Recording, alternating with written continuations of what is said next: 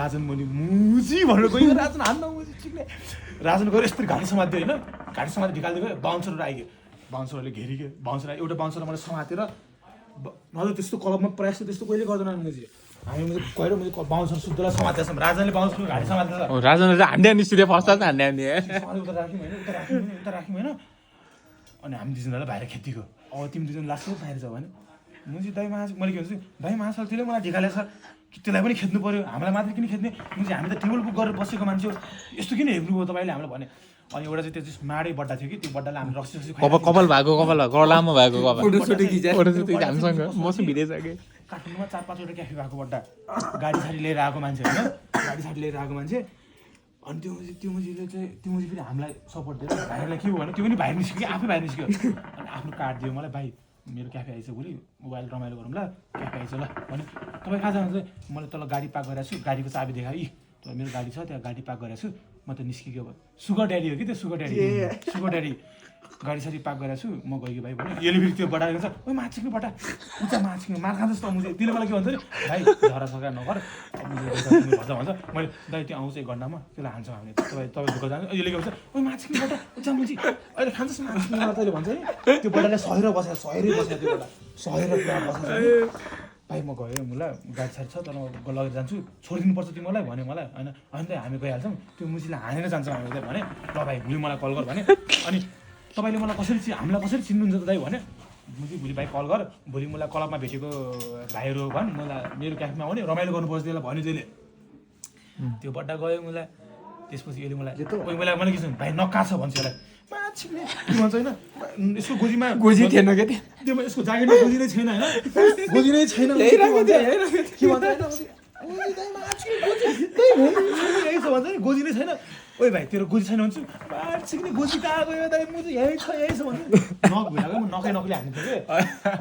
कि झगडा भइसकेपछि म होस्टेलमा जाने बेला यस्तरी ब्याग खोलेँ कि मैले ब्याग खोलेँ पछाडि ब्यागको अगाडिपट्टि खोलेँ त्यो बेला थिएन ब्यागको मुजी पछाडि एउटा गोजी रहेछ त्यो गोजीमा चाहिँ नक रहेछ फेरि मलाई भन्न क्लबमा हामीलाई नक लगेर जान्दै हो क्या के गरेन भनेको अगाडिको ब्याग खोल्यो नोभा कोलामा के त साथी नोभा कोलामा ब्याग खोल्यो यस्तो हेऱ्यो के छैन दाइ यहाँ भने भाइ अरू सामान त हतियार साथी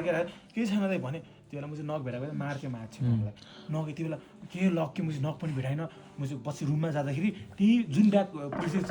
बााउन्सरहरूले चेक गरे त्यही ब्यागमा नक थियो मुझे खोले नक रहेछ मुझे गोजीमा नक हालेँ ब्याग तिछारे गोजीमा नक हालेँ जाम मुझे थमेल भन्ने थमेल गयो खोज्छ मुझे तिमीलाई त मुझे 8-9 बजे सुत्यो क्या मेरो दिनभरि भुस मुझे 3-4 बजे नक आउट हो दिन त साथीहरू म त कहाँ पार्किङमा गएर बसेको थियौँ कि दाइ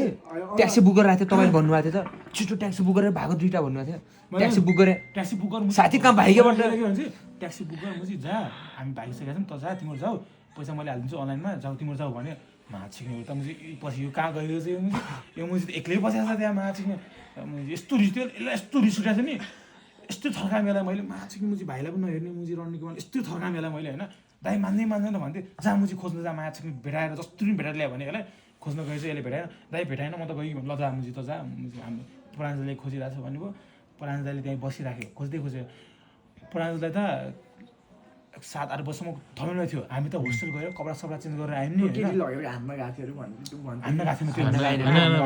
यसलाई खोजिरहेको थियो यसलाई खोज्नु पठाएको थियौँ मुझे सुभाषिस दाने गएको थिएन कहाँबाट पछि सुनाउँदै कि सुभाषिस गएको थिएन कि त्यो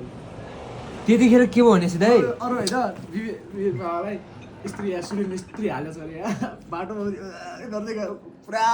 डोबा क्लबपछि पुरा बाउसरले खेदिरहेछ भने पनि कमेन्ट गर्छ साथीहरू मलाई त कलमा हामीले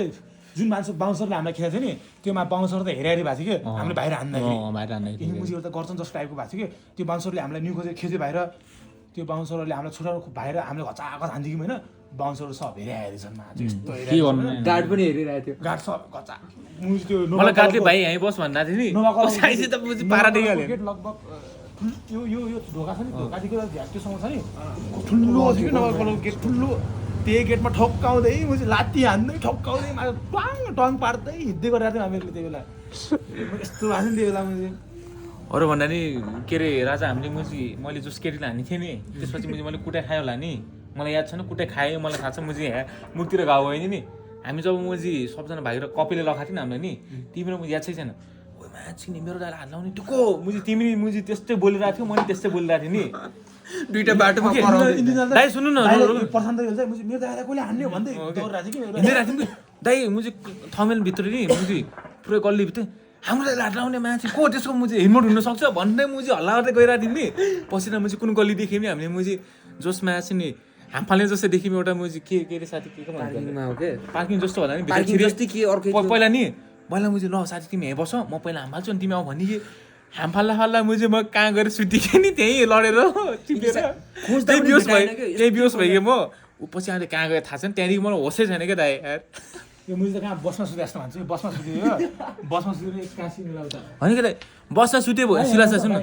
बसमा सुतेको भयो नि मुजी दाइ राति चाहिँ कसरी सल्ट्यो क्या बस त्यही अचम्म भएको छ क्या म मुजी म हिँडेर काम लाग्यो क्या मुजी जडीबुटी के त्यस्तो लागिरहेको छ क्या मलाई वाइल छ त यार